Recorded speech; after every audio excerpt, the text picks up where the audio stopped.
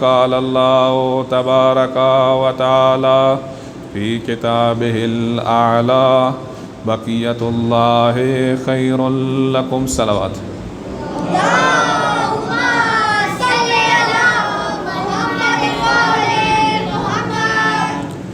گزشتہ ایام سے خداوند کریم نے توفیق دی کہ آپ کے سامنے اپنے ناقص عرائض کو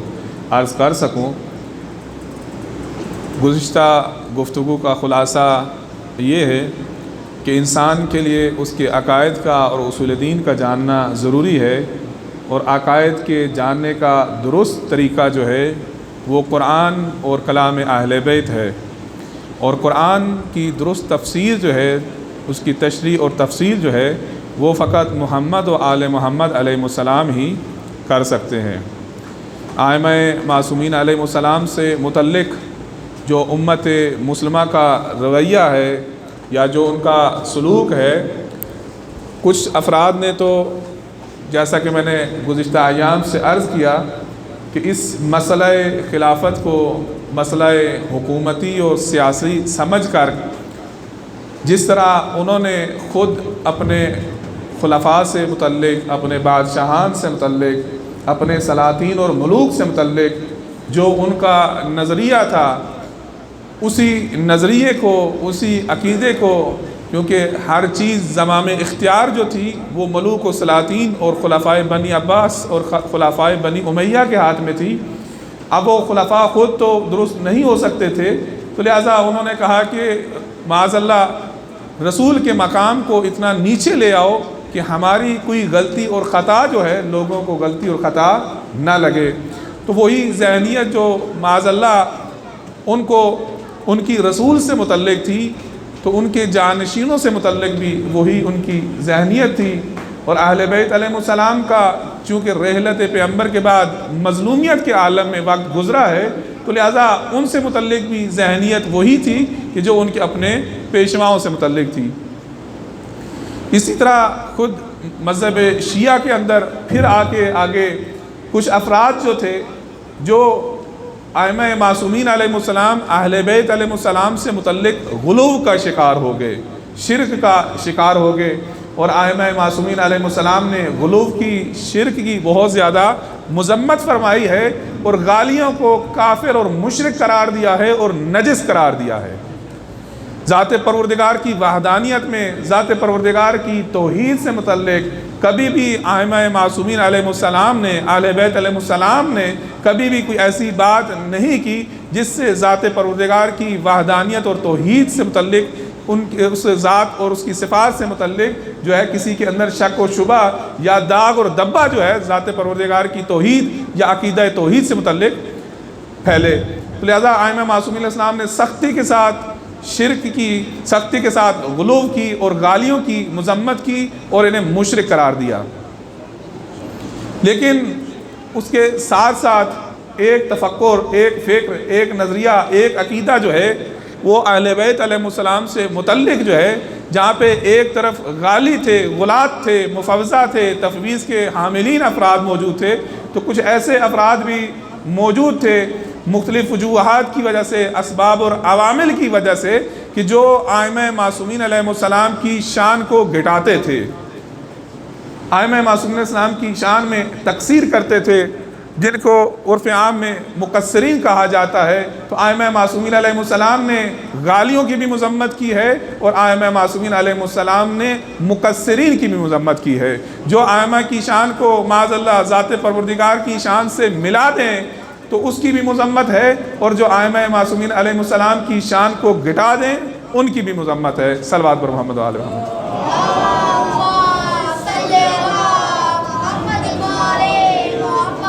تو معرفت کا درست طریقہ وہی ہے کہ جو ائمہ معصومین علیہ السلام نے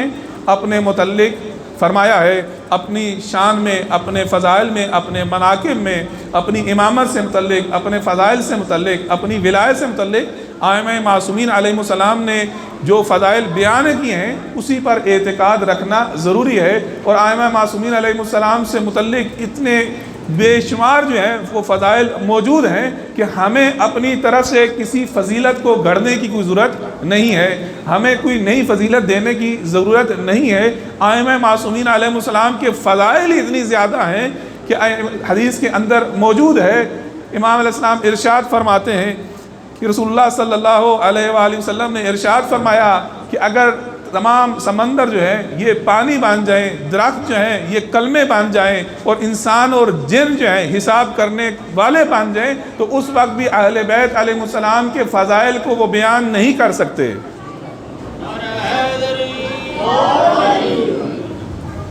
لہذا ہمیں اپنی طرف سے اہل بیت علیہ السلام کی کسی فضیلت کو بنانے کی ضرورت نہیں، اور ائمہ معصومین علیہ السلام نے بھی سختی سے اس چیز کو منع کیا ہے اور کہا کہ روز قیامت جو ہے آپ سے حساب لیا جائے گا کہ وہ چیز کہ جو تم ہمارے بارے میں کہتے ہو کیا ہم نے خود اپنے بارے میں کہی تھی یا اپنے بارے میں نہیں کی۔ تو لہٰذا ہمیں چاہیے کہ اہل بیت علیہ السلام کی معرفت، ولایت، محبت، مودت، اس سے متعلق وہی بات کریں جو خود کلام اہل بیت میں موجود ہے، اور کلام اہل بیت میں بھی ماشاءاللہ بے شمار جو ہیں وہ ان کے فضائل اور مناقب جو ہیں وہ موجود ہیں، کتابیں بھری پڑی ہیں ان کے فضائل اور مناقب سے۔ تو لہٰذا اپنی طرف سے کسی چیز کا اضافہ کرنے کی کوئی ضرورت نہیں، لیکن ساتھ ساتھ میں تقصیر اور مقصریت سے بھی بچنا چاہیے۔ نہ یہ کہ انسان معاذ اللہ جیسا کہ دوسروں کے ہاں مختلف عقائد اور نظریات اور تفکرات پائے جاتے ہیں کہ معاذ اللہ وہ رسول اللہ صلی اللہ علیہ وآلہ وسلم کو جو ہے وہ اپنے جیسا بشر، اپنے جیسا آدمی اور اپنے جیسا شخص سمجھتے ہیں۔ لہذا ایک بدبخت جو ہے وہ کافی عرصہ جو ہے مسجد نبی کا پیش نماز رہا، تو کہتا ہے 30 یا 35 سال پیش نماز رہا، تو کہتا ہے میں 35 سال یہاں پہ پیش نماز رہا ہوں، اور رسول کے روضہ مبارک کی طرف وہ اشارہ کر کے کہتا ہے کہ کبھی میں اس بت خانے کی طرف نہیں گیا۔ تو ایسے تفکرات اور ایسی ذہنیت ائمہ معصومین علیہ السلام سے متعلق، رسول اللہ صلی اللہ علیہ وآلہ وسلم سے متعلق اس طرح کی ذہنیت بھی درست نہیں۔ گویا کہ معاذ اللہ رسول اللہ جو ہیں وہ ہم جیسے ہی تھے، بس تھوڑا سا فرق تھا، ہم سے معمولی سے تھوڑا سا بہتر تھے۔ اب یہ تشبیہ دینا تو غلط ہے، کیونکہ اس کو تشبیہ صرف سمجھانے کے لیے عرض کر رہا ہوں، ورنہ اس کو میری زبان جل جاتی کہ میں ایسی کوئی تعبیر استعمال کرتا، لیکن مجبوری ہے کہ جیسا کہ آپ دیکھتے ہیں کہ ڈاک کا سسٹم ہے، اور اس ڈاک کے سسٹم میں ایک ڈاکیا ہے جس کا کام آج کل، کیونکہ ڈاکیوں کا کام کم ہو چکا ہے، لیکن ابھی تھوڑا عرصہ پہلے جب تک یہ سوشل میڈیا اور انٹرنیٹ عام نہیں تھا، تو یہ خط و کتابت کا کام جو تھا، زیادہ کام جو ہے یہ ڈاک خانہ اور ڈاکیا ہی انجام دیتے تھے۔ تو ایک شخص جو ہے، ایک پورا ادارہ تھا پوسٹ آفس کا، اس پوسٹ آفس میں کام یہ تھا کہ لوگ اپنے خطوط کو جو ہے وہ ارسال کرتے تھے۔ تو ڈاکیے کا کام کیا ہوتا تھا کہ وہ ڈاک خانے سے وہ خط کو لیتا تھا، اور اسی طرح جیسے وہ خط لیتا تھا ڈاک خانے سے، آگے وہ لوگوں کے گھروں تک پہنچا دیتا تھا۔ اب اس خط کے اندر کیا ہے، خط کے اندر کیا نہیں ہے، اب اس سے ڈاکیے کا کوئی تعلق نہیں تھا۔ تو معاذ اللہ ایسی ذہنیت جو ہے، ثم معاذ اللہ رسول اللہ صلی اللہ علیہ وآلہ وسلم سے متعلق بھی اور ائمہ معصومین علیہ السلام سے متعلق بھی ایسے طبقے کی یا بعض طبقات کی موجود ہے کہ ان کا کام فقط یہ ہے کہ ذات پروردگار سے جو ہے یہ وحی لیں، اور وحی بھی ایسے ہی ہے کہ جیسے معاذ اللہ ڈاک ہے، ایک پیغام تھا لکھا ہوا جو ذات پروردگار جو ہے فرشتے کے ذریعے ان کو دیتی تھی، اور یہ آگے سے اس کو لوگوں کے سامنے پڑھ کر سنا دیا کرتے تھے۔ اس کے علاوہ معاذ اللہ ان کا کوئی اور نہ کوئی فنکشن تھا، نہ کوئی کام تھا، اور نہ کوئی فضیلت تھی، اور نہ کوئی اہمیت تھی۔ تو معاذ اللہ ایسے نہیں، خود وحی کا نازل ہونا، وحی کی حقیقت اور جس پر وحی نازل ہوتی ہے، اس کا تعلق جو ہے عالم بشریت سے بہت بالا تر ہے، اس کا تعلق عالم ملکوت سے ہے، ذات پروردگار سے ہے۔ ہر شخص کے اندر یہ مقام اور مرتبہ نہیں، اس کے اندر اہلیت نہیں کہ ذات پروردگار اس کے اوپر وحی نازل کرے۔ صلوات پر محمد علیہ۔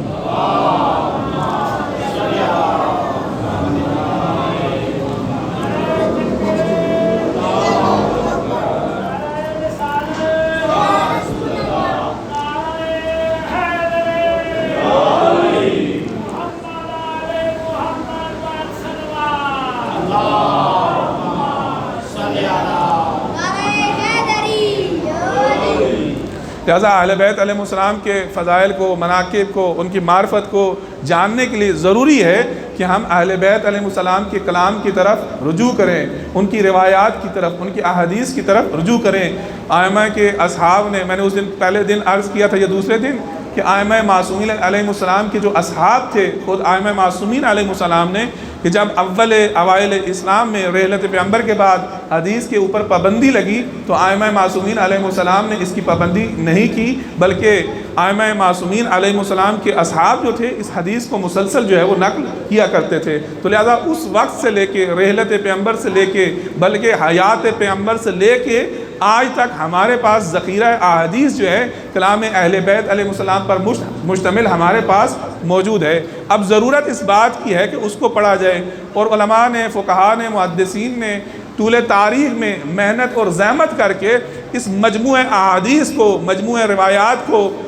زیارت جامع کبیرہ میں اس سے متعلق تعبیر موجود ہے اہل بیت علیہ السلام کے کلام سے متعلق، کلامکم نور، آپ کا کلام نور ہے۔ مرحوم شیخ صدوق علیہ الرحمہ جو ہیں، ان کا تعلق قم سے تھا، اور سمرقند اور بخارا جو ہے یہ قم سے بہت زیادہ دور ہیں، آج بھی کسی دوسرے یا تیسرے ملک کے اندر موجود ہیں۔ مرحوم شیخ صدوق علیہ الرحمہ کو پتہ چلا کہ وہاں پہ ایک شخص محدث ہے کہ جس کے پاس ایک ایسی حدیث موجود ہے کہ جس کے درمیان فاصلے کم ہیں، تو صرف ایک حدیث کی خاطر مرحوم شیخ صدوق نے قم سے لے کے سمرقند اور بخارا کی طرف سفر کیا تاکہ وہ اس ایک حدیث کو اس راوی سے نقل کر سکیں اور اپنی کتاب کے اندر اس کو یادداشت کر سکیں۔ اتنی زحمت جو ہے علماء نے فرمائی ہے، اور آج ہمارے پاس وہ ذخیرہ احادیث جو ہے مختلف کتابوں کی شکل میں، معتبر اور قدیم کتابوں کی شکل میں ہمارے پاس موجود ہے، اور آج ان کے ترجمے بھی ہیں۔ کوئی بھی حدیثی کتاب ایسی نہیں کہ جس کا ترجمہ موجود نہ ہو، اور ائمہ معصومین علیہ السلام نے جن لوگوں کے سامنے یہ روایات اور اپنی احادیث بیان کی ہیں، اور وہ لوگ بھی جو تھے ان میں سے زیادہ کا تعلق جو تھا معمولاً وہ عام معاشرے کے طبقات سے ان کا تعلق ہوتا تھا۔ تو لہٰذا ائمہ معصومین علیہ السلام ان کی ذہنیت کو مد نظر رکھ کے کلام فرمایا کرتے تھے، اگرچہ ایسے اصحاب بھی موجود تھے کہ جو بہت بڑے بڑے فقہاء، بڑے بڑے محدثین اور ائمہ معصومین علیہ السلام کے بڑے شاگردان تھے، معرفت کے بہت بالا ترین مراتب پر فائز تھے، ان کے سامنے بھی ان کی ذہنیت کے مطابق وہ باتیں جو ہے وہ بیان فرمایا کرتے تھے، روایات جو ہے وہ ان کے سامنے نقل فرمایا کرتے تھے، لیکن معمولاً جو تھا وہ عام معاشرے کے طبقات تھے، اور ان معاشرے کے عام طبقات کے سامنے ائمہ معصومین علیہ السلام جو ہے وہ اپنا کلام فرمایا کرتے تھے، اور ان کی ذہنیت کو مد نظر رکھ کے وہ کلام فرمایا کرتے تھے۔ لہٰذا حدیث کے اندر کوئی اتنا لمبا چوڑا کوئی مشکلات نہیں، اتنی زیادہ کوئی چیز نہیں کہ انسان کلام اہل بیت کو پڑھے تو وہ اس کو سمجھ نہ آئے۔ لہٰذا اکثر احادیث اور روایات جو ہیں وہ اہل بیت علیہ السلام کی، وہ ہمارے لیے اور ہمارے معاشرے کے لیے، ہمارے بچوں کے لیے ہیں، تو جن کے لیے ہے اگر وہ اس پر توجہ نہ کریں گے تو پھر وہ علم اور معرفت کو کہاں سے حاصل کریں گے۔ لہٰذا اہل بیت علیہ السلام کے کلام کو سمجھنے کے لیے ہر شخص کے لیے ضروری ہے کہ وہ ائمہ معصومین علیہ السلام کے کلام کی طرف خود رجوع کرے۔ اگر روزانہ ہر شخص ایک دو صفحے کر کے بھی انسان مطالعہ کرتا رہے تو سال کے اندر کم از کم زیادہ نہیں تو 360 صفحے تو انسان مطالعہ کر سکتا ہے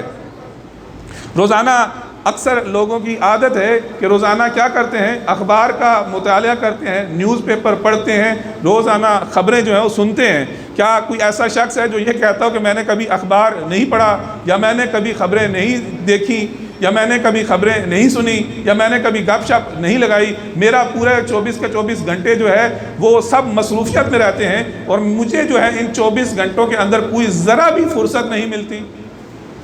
کوئی شخص بھی ایسے نہیں کہہ سکتا۔ لہٰذا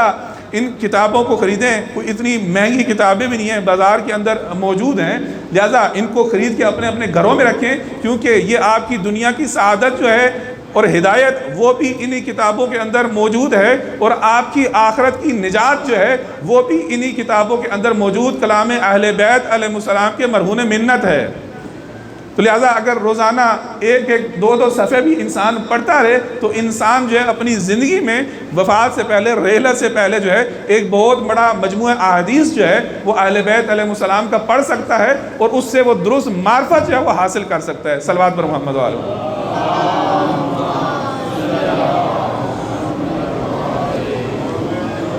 حضرت امام رضا علیہ السلام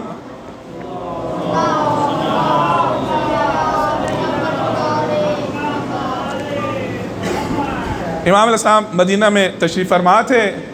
200 ہجری کا وقت تھا کہ بنی العباس جو ہیں ان کے 2 خلفاء ان کی آپس میں جنگ ہوئی. ہارون الرشید جو ہے اس کے 2 بیٹے تھے، ایک کا نام امین تھا اور دوسرے کا نام مامون تھا. ان امین اور مامون کے درمیان خلافت کے اوپر جنگ ہوئی. جو مامون تھا وہ امین کے اوپر جو ہے وہ غالب آ گیا. ہارون نے مرنے سے پہلے جو ہے خلافت کی تقسیم کچھ اس طریقے سے کی تھی کہ یہ جو خراسان کا علاقہ تھا، عجم کا علاقہ جو تھا، یہ مامون کے پاس تھا، اور جو عرب کا علاقہ تھا یہ امین کے پاس تھا. امین کی ماں زبیدہ تھی، منصور کی پوتی تھی، اور خود بھی یہ منصور کا پوتا تھا. اور مامون جو تھا اس کی ماں ایک کنیز تھی. خلاصہ یہ کہ یہ جنگ ہوئی اور اس جنگ میں مامون جو ہے وہ کامیاب ہو گیا، اور کیونکہ اس کو حکومت جو تھی وہ خراسان والوں نے اور عجم والوں نے دلائی تھی، اس کی سپورٹ کی تھی، تو لہٰذا دارالخلافہ جو تھا مامون نے پہلے مرو کے اندر رکھا تھا. مرو جو ہے آج ایران کے اندر موجود نہیں، بلکہ ترکمانستان ایران سے گاڑی سے ڈرائیو کریں تو 7 گھنٹے کا فاصلہ ہے بارڈر پہ، اور بارڈر کے بعد جو اگلا ملک ہے اس کا بارڈر لائن ایریے پہ مرو جو ہے موجود ہے. تو امام رضا علیہ السلام کو مامون نے جو ہے مدینہ سے جلا وطن ہونے پر مجبور کیا اور مرو کی طرف بلایا. ابھی امام رضا علیہ السلام جو مشہد کے اندر مدفون ہیں، تو ایسا نہیں تھا کہ امام رضا علیہ السلام کو اس مقام پر بلایا گیا تھا، بلکہ امام رضا علیہ السلام کو مرو کے اندر بلایا گیا تھا. یہ جہاں پر امام رضا علیہ السلام آج ان کا حرم مبارک ہے، اس جگہ کا نام تھا طوس. اور یہاں پر امام رضا علیہ السلام کو سن 202 ہجری میں، تو سن 200 ہجری میں امام علیہ السلام کو مدینہ سے بلایا گیا تھا. اور اس وقت جب امام علیہ السلام مدینہ سے نکلنے لگے تو امام علیہ السلام نے اپنے اعزاء کو، اپنے اقربا کو، اپنے ماننے والوں کو، اپنے شیعوں کو جمع کیا، اور امام علیہ السلام نے فرمایا کہ میرے اوپر گریا کرو، اس کے بعد میں مدینہ واپس پلٹ کر نہیں آؤں گا. وہ مختلف ایسے راستوں سے مامون کی تاکید تھی کہ امام علیہ السلام کو ایسے راستے سے لے کے جانا کہ جن شہروں کے اندر، جن آبادیوں کے اندر جو ہے شیعہ لوگ آباد نہ ہوں. تو لہٰذا بصرہ اور بصرے سے شیراز، اور شیراز سے نیشا پور، اور نیشا پور سے مرو کی طرف جو امام رضا علیہ السلام کو لے کے گئے، اور مختلف مقامات پر امام علیہ السلام جن کا امام علیہ السلام کا پڑھاؤ تھا، اس کی مناسبت سے احادیث اور روایات جو ہیں سفرنامہ امام رضا علیہ السلام سے متعلق وہ ہمارے پاس موجود ہیں. اور اس کے بعد مرو میں سن 200 ہجری میں امام علیہ السلام جو ہے وہ مرو میں تشریف لے گئے، اور وہاں پہ پھر امام علیہ السلام باقی رہے، یہاں تک کہ مامون جو تھا وہ چاہتا تھا کہ اب صورتحال ایسے تھی کہ مامون واپس بغداد جانا چاہتا تھا، اور اس کے اپنے سارے رشتہ دار، عباسی خاندان جو تھا، قبیلہ جو تھا، وہ اس سے ناراض تھا. لیکن بغداد جانے سے پہلے وہ چاہتا تھا کہ امام رضا علیہ السلام کو شہید کر دے. تو لہٰذا مرو سے واپسی پر یہ بغداد جا رہے تھے، تو یہ طوس کے مقام پر امام رضا علیہ السلام ٹھہرے تھے. تو اس وقت امام رضا علیہ السلام کی وہاں پر شہادت ہوئی، اور یہاں پر امام رضا علیہ السلام مدفون ہے. صلوات پر محمد والا.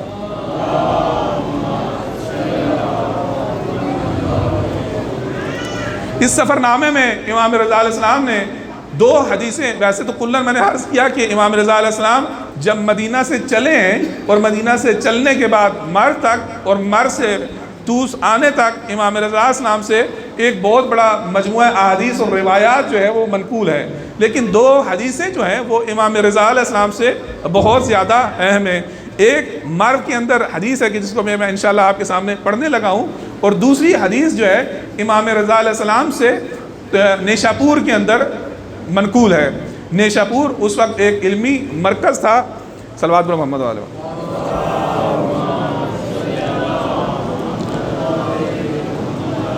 نیشاپور جو ہے اس وقت ایک علمی مرکز تھا، بڑے بڑے محدثین وہاں پر موجود تھے، اور حدیث کی تعلیم جو ہے وہاں پر وہ حاصل کیا کرتے تھے. جب امام رضا علیہ السلام کی سواری جو ہے طوس کے مقام پر پہنچی ہے، تو اس وقت آ کے امام رضا علیہ السلام سے ان محدثین نے، حدیث کی تعلیم حاصل کرنے والوں نے امام رضا علیہ السلام سے یہ آ کے سوال کیا، اور امام علیہ السلام سے یہ آ کے عرض کی کہ اے فرزند رسول، اپنے جد بزرگوار کی کوئی روایت، کوئی حدیث جو ہے ہمیں سنائیں. صلوات پر محمد علیہ.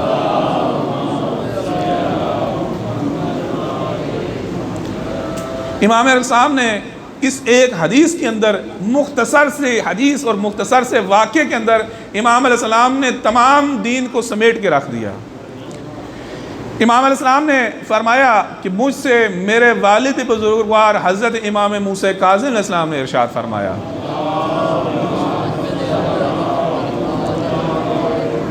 اور ان سے ان کے والد گرامی حضرت امام جعفر صادق علیہ السلام نے ارشاد فرمایا، اور ان سے ان کے والد گرامی حضرت امام باقر علیہ السلام نے ارشاد فرمایا، اور ان سے ان کے والد گرامی حضرت امام زین العابدین علیہ السلام نے ارشاد فرمایا، اور امام زین العابدین علیہ السلام سے ان کے والد گرامی سید الشہداء علیہ السلام نے ارشاد فرمایا، اور سید الشہداء علیہ السلام سے ان کے والد گرامی علی ابن ابی طالب علیہ السلام نے ارشاد فرمایا، اور علی ابن ابی طالب علیہ السلام سے رسول اللہ صلی اللہ علیہ وآلہ وسلم نے ارشاد فرمایا، اور رسول اللہ صلی اللہ علیہ وآلہ وسلم سے جناب جبرائیل نے ارشاد فرمایا، نقل کیا، اور جناب جبرائیل نے خداوند کریم سے نقل کیا کلمۃ لا الہ الا اللہ حصنی، یہ کلمہ یعنی لا الہ الا اللہ حصنی میری پناہ گاہ ہے، فمن کلمۃ لا الہ الا اللہ حصنی، یہ کلمہ لا الہ الا اللہ جو ہے میری پناہ گاہ ہے، جو اس پناہ گاہ میں آ گیا وہ نجات یافتہ آ گیا اور اس نے نجات پا لی۔ کلمۃ لا الہ الا اللہ حصنی فمن آمنا حصنی، کہ جس نے اس کلمے پر ایمان لایا وہ نجات پا گیا۔ اب امام علیہ السلام نے جب یہ حدیث ارشاد فرمائی تو اب امام علیہ السلام چونکہ ناکہ کے اوپر عماری کے اندر تشریف فرما تھے، اب امام علیہ السلام کا ناکہ جو ہے وہ چند قدم آگے بڑھا ہے، اور جیسے ہی امام علیہ السلام کا ناکہ امام علیہ السلام کی سواری آگے بڑھی تو امام علیہ السلام نے اپنا چہرہ مبارک جو ہے اب عماری سے باہر نکالا، کہا بشرطہا و شروطہا، صرف کلمہ پڑھ لینا کافی نہیں بلکہ اس کلمہ پڑھ لینے کی بھی کوئی شرط ہے۔ وَأَنَا مِن شُرُوطِهَا، اور اس کی شرط میں ہوں، یعنی میں علی ابن موسیٰ رضا اس کلمے کی شرط ہوں، یعنی جو بھی کلمہ لا الہ الا اللہ پڑھے گا اس کے بعد میری امامت پر اعتقاد رکھے گا تو ایسا شخص جو ہے وہ نجات پائے گا۔ اسی طرح یہاں پہ امام رضا علیہ السلام نے فرمایا کلمۃ لا الہ الا اللہ حصنی فمن آمنا، کلمۃ لا الہ الا اللہ حصنی، یہ کلمہ جو ہے یہ میری پناہ گاہ ہے کہ جو اس پر ایمان لائے گا وہ بچ جائے گا، اور اس کی شرائط میں سے میں ہوں، یعنی امامت جو ہے اس کی شرائط میں سے ہے۔ جو بھی اس کو نہیں مانے گا، جو بھی امامت پر اعتقاد نہیں رکھے گا، جو بھی ولایت پر اعتقاد نہیں رکھے گا، گویا کلمے سے اس کا نہ کوئی تعلق ہے اور نہ کلمہ اس کو کوئی فائدہ دے سکتا ہے۔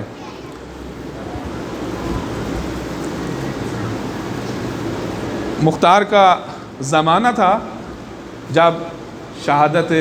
امام حسین علیہ السلام کے بعد مختار کا زمانہ آیا۔ مختار نے کوفہ کے اندر حکومت قائم کی، اور اس حکومت کا نعرہ یہ تھا کہ ہم نے قاتلین حسین سے بدلہ لینا ہے۔ تو لہٰذا لوگ پکڑے جاتے تھے، ان کی تفتیش ہوتی تھی، اور اس تفتیش کے بعد جو ہے ان کو ان کے اعمال کی جو ہے وہ سزا دی جاتی تھی۔ اور منہال جو ہے ایک راوی ہیں، کوفہ کے رہنے والے ہیں، یہ انہی ایام میں کہ جب مختار جو ہے امام حسین علیہ السلام کے قاتلوں کو پکڑ کر سزا دے رہے تھے، تو منہال جو ہیں یہ مدینہ کی طرف گئے۔ مدینہ میں ان کی ملاقات جو ہے وہ امام زین العابدین علیہ السلام سے ہوئی۔ امام زین العابدین علیہ السلام سے ان کی ملاقات ہوئی اور پوچھا، امام علیہ السلام نے احوال دریافت کیے تو منہال کہتے ہیں کہ میں کوفہ سے آ رہا ہوں، مختار نے خروج کیا ہے اور آپ کے بابا کے قاتلوں کو، شہدائے کربلا کو وہ پکڑ کر سزا دیتا ہے۔ تو اس وقت امام علیہ السلام نے منہال سے پوچھا، کیا حرملہ ابھی زندہ ہے؟ کیا حرملہ کو بھی پکڑ کے ابھی مختار نے جو ہے اس کا سر تن سے جدا کیا ہے؟ تو کہا کہ نہیں، ابھی تک نہیں۔ تو امام علیہ السلام فرماتے ہیں خداوند کریم اس حرملہ کو اس کے کیے کی سزا دے۔ یعنی شہدائے کربلا سب مظلوم ہیں اور سب مظلومیت کی حالت میں اس دنیا سے رخصت ہوئے ہیں۔ کوئی بھی شہید کربلا ایسا نہیں جس کی شہادت مظلومیت سے نہ ہو، تمام شہدائے کربلا مظلوم ہے۔ لیکن یہ ششماہ علی اصغر ایسا مظلوم ہے کہ ائمہ معصومین علیہ السلام کو ہمیشہ ان کی یاد رہی۔ امام زین العابدین نے نہیں پوچھا کہ قاتل علی اکبر جو ہے اس کو سزا ملی ہے یا نہیں۔ امام علیہ السلام نے نہیں پوچھا کہ قاتل عباس کو سزا ملی ہے یا نہیں ملی، لیکن علی اصغر کا داغ سینے کے اوپر، دل کے اوپر اتنا بڑا تھا کہ سید سجاد نے پوچھا کہ کیا ہرملہ کو بھی سزا ملی ہے یا نہیں۔ امام صادق علیہ السلام کے پاس ایک ذاکر، ایک شاعر مجلس پڑھ رہا تھا، مصائب امام حسین علیہ السلام کو امام صادق علیہ السلام کی مجلس میں بیان کیا جا رہا تھا۔ امام علیہ السلام وہاں پہ تشریف فرما تھے کہ اتنے میں پردے کے پیچھے سے ایک شیرخوار بچہ، ایک ششماہ بچہ، ایک چھوٹا بچہ اس پردے کے پیچھے سے اٹھا کے کسی کنیز نے آ کے امام علیہ السلام کے دست مبارک پہ رکھا۔ اب جیسے ہی اس شیرخوار بچے کا اس پردے کے پیچھے سے اٹھا کر امام علیہ السلام کے دست مبارک پر رکھنا تھا تو امام علیہ السلام کی اور بیٹھے ہوئے سب مومنین کی چیخیں نکل گئی اور بلند بلند سب نے گریہ کرنا شروع کر دیا۔ یعنی امام صادق علیہ السلام کے دل کے اوپر بھی اور اس وقت مومنین کے دل کے اوپر بھی علی اصغر کا داغ بہت بڑا داغ ہے۔ شہدائے کربلا جتنے بھی میدان کربلا میں روانہ ہوئے یہ اپنے قدموں سے چل کر گئے، لیکن علی اصغر وہ شہید ہے کہ جس کو اٹھا کے امام حسین میدان کربلا میں روانہ ہوئے۔ میدان کربلا میں امام علیہ السلام نے استغاثہ بلند کیا، حل من ناصر ینصرنا، کیا کوئی ہے جو ہماری مدد کرے، کوئی ہے جو مجھ غریب کی مدد کرے۔ تو اس وقت کتب مقاتل یہ لکھتی ہیں کہ علی اصغر نے اپنے آپ کو گہوارے سے گرا دیا، خیام کے اندر ایک کوہرام بپا ہوا۔ امام علیہ السلام خیام کی طرف واپس آئے تو پوچھا بہن زینب یہ خیام کے اندر کوہرام کیوں ہے؟ تو بی بی فرماتی ہیں کہ جب سے آپ نے غربت کی صدا بلند کی ہے علی اصغر کو اپنے گہوارے میں چین نہیں ہے۔ جب امام نے اس غربت کا ہوکہ دیا، اس غربت کی صدا کا بلند ہونا تھا، کتب مقاتل لکھتی ہے کہ فقط 2 افراد ایسے ہیں کہ جنہوں نے امام علیہ السلام کے استغاثے کا جواب دیا ہے۔ ایک خیام میں موجود سید سجاد ہیں، ایک سید سجاد ہیں، لاٹھی کا سہارا لیا، عصا کا سہارا لیا، ایک ٹوٹی تلوار ہاتھ میں ہے اور جا کے امام حسین علیہ السلام کی مدد کرنا چاہتے ہیں کہ امام حسین علیہ السلام نے آواز دی بہن زینب سید سجاد کو روکنا۔ سید سجاد میدان کربلا کی طرف روانہ ہو رہا ہے، سید سجاد میدان کربلا کی طرف روانہ ہو رہا ہے۔ اے میری بہن زینب کہیں ہماری نسل کا خاتمہ نہ ہو جائے، کہیں نسل رسول کا خاتمہ نہ ہو جائے۔ اجرکم علی اللہ، خداوند کریم کسی غم میں نہ رلائے سوائے غم شبیر کے۔ اور دوسرا سید علی اصغر نے امام علیہ السلام کی صدا کا استغاثے کا جواب دیا۔ امام علیہ السلام نے جب علی اصغر کو اپنے ہاتھوں پہ اٹھایا، کتب مقاتل یہ ہیں کہ اس وقت علی اصغر کی حالت یہ تھی کہ جیسے ایک پرندے کو ذبح کر دیا جاتا ہے اور اس کو ذبح کرنے کے بعد جب چھوڑتے ہیں تو وہ پھڑ پھڑاتا ہے، تو پیاس کی شدت جو ہے اس نے علی اصغر کا حال ایسے کر دیا تھا جیسے ایک مذبوح پرندہ ہوتا ہے۔ اجرکم علی اللہ، خداوند کریم کسی غم میں نہ رلائے۔ امام علیہ السلام نے علی اصغر کو اپنے ہاتھوں میں اٹھایا، میدان کربلا کی طرف روانہ ہوئے۔ بیبیاں پوچھتی ہیں کہ علی اصغر کو کہاں لے چلے، کیونکہ بیبیوں کو معلوم ہے صبح سے لے کے ابھی تک جو بھی گیا ہے میدان کربلا سے واپس نہیں آیا، کہا کہ میں اس کو پانی پلانے لے کے جا رہا ہوں۔ امام علیہ السلام فوج اشقیاء کے سامنے آئے، فوج اشقیاء کے سامنے آنا تھا، اپنی عبا کے نیچے علی اصغر کو لیا ہوا ہے۔ فوج اشقیاء نے سمجھا کہ امام نے قرآن اپنے دامن میں رکھا ہے اور قرآن کا واسطہ دے کے ہم سے پانی مانگنا چاہتے ہیں، تو جیسے ہی امام علیہ السلام نے ابا کے دامن کو ہٹایا، دیکھا ایک شیرخوار بچہ ہے جس کے ہونٹ خشک ہیں۔ امام علیہ السلام نے کہا دیکھو تمہاری جنگ جو ہے وہ تو بڑوں سے ہے۔ آج بھی آپ سب جانتے ہیں دنیا میں چھوٹے بچوں کو، عورتوں کو اور بوڑھوں کو جنگ میں کچھ نہیں کہا جاتا، نہ قابل معافی جرم ہوتا ہے کہ اگر کوئی بچوں پر ہاتھ اٹھائے، بچوں پر اسلحہ اٹھائے۔ تو آج یہ دنیا اس بات کو مانتی ہے، بلکہ طول تاریخ میں بچوں اور عورتوں کو مارنا جو تھا یہ جرم تھا۔ اے علی اصغر تو ششماں ہے، یہ شیرخوار ہے۔ امام علیہ السلام نے آ کے علی اصغر کو اپنے ہاتھوں پر بلند کیا۔ اب جب علی اصغر کے خشک ہونٹوں کو دیکھا، امام علیہ السلام فرماتے کیف یتلذذ الصبی، عربی زبان کے اندر ہر لفظ کا ایک خاص معنی ہوتا ہے۔ جب مچھلی کو پانی سے نکالا جاتا ہے، پانی کے نکلنے کے بعد مچھلی جو ہے یہ تڑپتی ہے، اچھلتی ہے، اور جب اس کی تڑپ ختم ہوتی ہے اب صرف اس کے ہونٹ جو ہے وہ منہ ہلتا جلتا ہے، تو اس وقت عربی زبان میں لفظ تلذی استعمال ہوتا ہے۔ امام علیہ السلام فرماتے کیف یتلذذ الصبی، دیکھو علی اصغر کی حالت ایسی ہے کہ جیسے مچھلی کی حالت اس وقت ہوتی ہے جب اس کو پانی سے نکالا جاتا ہے اور اس کے اندر اب تڑپ کی سکت بھی باقی نہیں رہتی۔ اجرکم اللہ، اجرکم اللہ۔ عمر سعد نے دیکھا کہ اب لشکر کے اندر کچھ افراد ایسے ہیں جو کہتے ہیں ہماری جنگ تو بڑوں سے ہے، یہ تو بچہ ہے، تو پانی دے دے۔ تو اس وقت عمر سعد نے دیکھا کہ اگر میں پانی دیتا ہوں یا پانی نہیں دیتا تو میرے لشکر کے اندر خود جو ہے آپس میں پھوٹ پڑ جائے گی، تفرقہ پڑ جائے گا۔ تو یہ حرملہ کو کہتے ہیں اقطع کلام الحسین، تو حسین کے کلام کو قطع کر دے۔ جب مختار نے حرملہ کو پکڑا تو اس کا تو نے کربلا کے اندر کیا کیا مظالم کیے ہیں؟ تو اس نے کہا کہ میں نے ظلم تو کربلا کے اندر بہت کیے ہیں، لیکن میں نے 3 تیر جو ہے میدان کربلا میں ایسے چلائے ہیں کہ جن کا مصائب بہت بڑا مصائب ہے۔ کہا کہ ایک تیر میں نے اس وقت چلایا جب عباس مشیزہ لے کے خیام کی طرف روانہ تھے۔ کہا کہ دوسرا تیر میں نے اس وقت چلایا جب فرزند رسول جو ہیں وہ ذوالجناح کے اوپر موجود تھے، اور کسی نے پتھر مارا تو انہوں نے اپنا ہاتھ پیشانی پر رکھا، میں نے تیر چلایا تو میرا تیر ان کی پیشانی میں لگا اور ان کا ہاتھ پیشانی کے ساتھ پیوست ہو گیا۔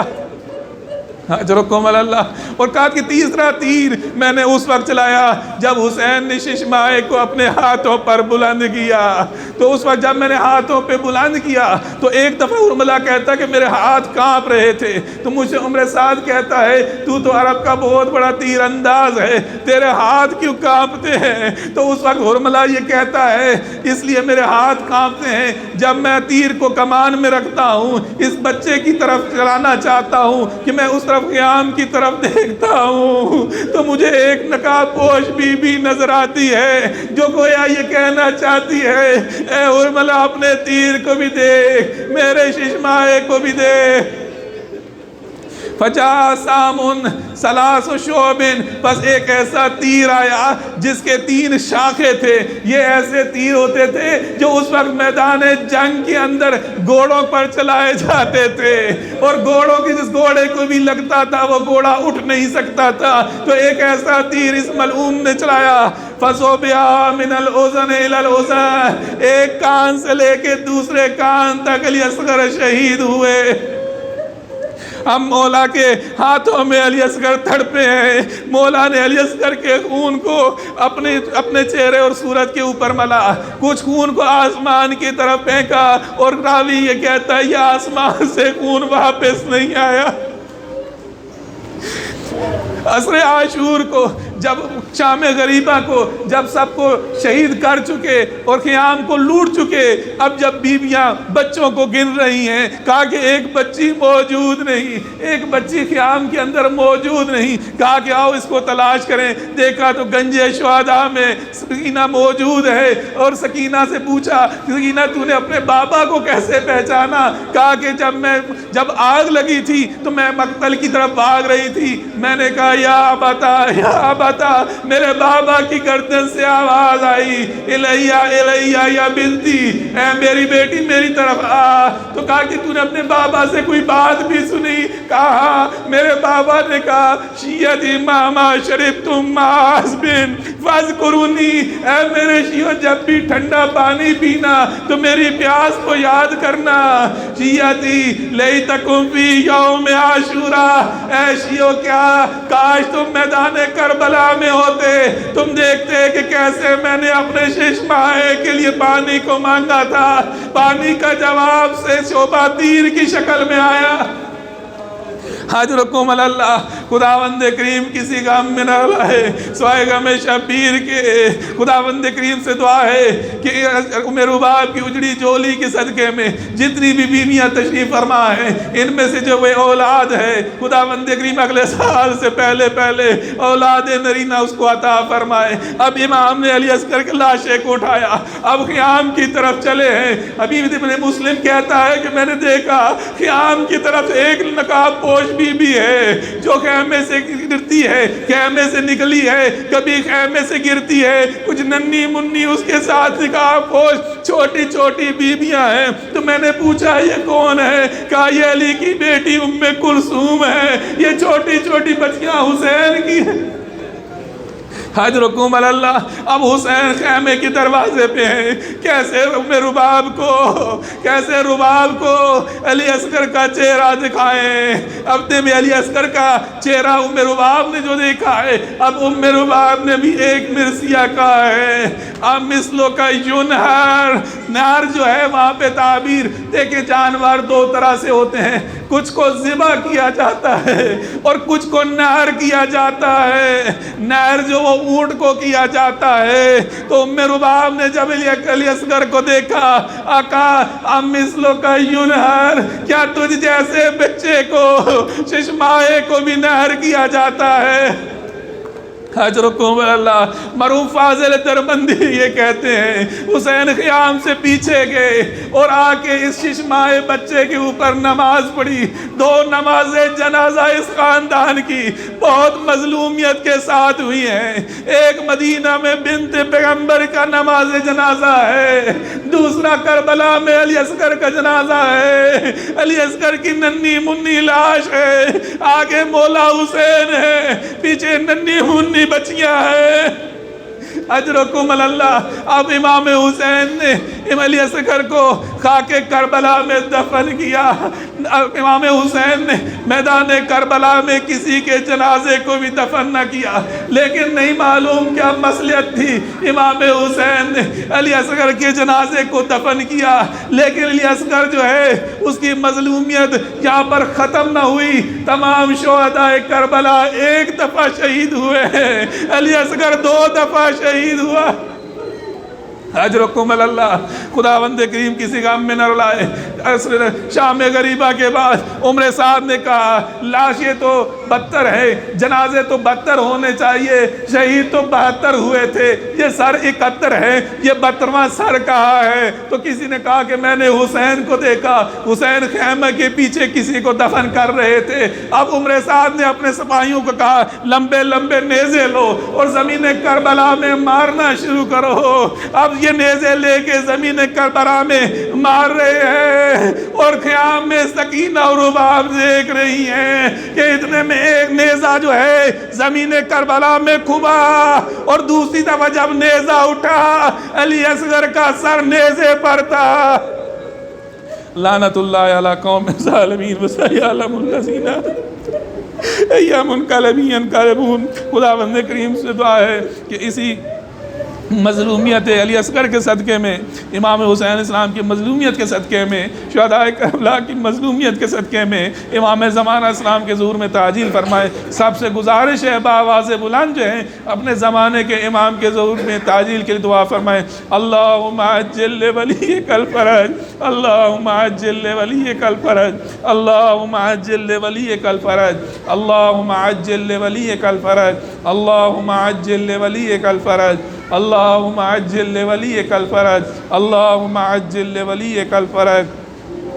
اللہم عجل لولیک الفرج، اللہم عجل لولیک الفرج، اللہم عجل لولیک الفرج، اللہم عجل لولیک الفرج، اللہم عجل لولیک الفرج، اللہم عجل لولیک الفرج، اللہم عجل لولیک الفرج، واجعلنا واولادنا من آوانہم انصار والمستشہدین بین یدے۔ بار اللہ ہماری اس مختصر سی عبادت کو اپنی بارگاہ میں قبول و مقبول فرما۔ بار اللہ صاحب خانہ، منتظمین اور جو لوگ نیاز و تبرک کا انتظام کرتے ہیں اور جتنے سعادات و مومنین تشریف فرما ہیں، بار اللہ ان کے مرحومین اس دنیا سے جو رخصت ہو چکے ہیں ان سب کی مغفرت فرما، ان کے درجات بلند فرما، آئمہ معصومین علیہ السلام کے ساتھ معاشور فرما۔ بار اللہ تو علیم بذات صدور ہے، اس مجلس اعظام میں جو شرعی حاجت لے کے آیا ہے، ایک مومن نے درخواست کی ہے، بار اللہ سب کی شرعی حاجات کو پورا فرما، سب کی مشکلات کو برطرف فرما۔ جو بے اولاد ہیں سب کو ام رباب کی اجڑی جولی کا صدقہ سب کو اولاد نرینہ صالح عطا فرما۔ بار اللہ جو بے گھر ہیں سب کو اپنے اپنے گھر عطا فرما۔ بار اللہ جو تنگ دست ہیں ان کی تنگ دستی کو دور فرما، جو مقروض ہیں ان کے قرضوں کو ادا فرما، جو سفر میں ان کو خیر خیریت سفر سے آنے کی توفیق عطا فرما۔ بار اللہ ہماری مشکلات اس امام بارگاہ کو بنانے میں، اس علاقے میں امام بارگاہ کو بنانے میں جو مشکلات ہیں، بار اللہ اسے ان سب کو برطرف فرما، تمام موانع اور مشکلات کو برطرف فرما، اور جو لوگ اس کے راستے میں رکاوٹ ہیں بار اللہ انہیں ہدایت عطا فرما، اگر وہ قابل ہدایت نہیں تو بار اللہ ان کو نیست و نابود فرما، انہیں تباہ و برباد فرما۔ بار اللہ ہمیں ہر سال نجف، کربلا کی، مکہ مدینہ کی، کاظمین سامرا کی، مشہد قم کی تمام زیارات کرنے کی توفیق عطا فرما۔ بار اللہ ہم سب کو اربعین حسینی میں نجف سے کربلا پیدل چل کے امام حسین علیہ السلام کی زیارت کرنے کی توفیق عطا فرما۔ صلوات بر محمد و آلہ۔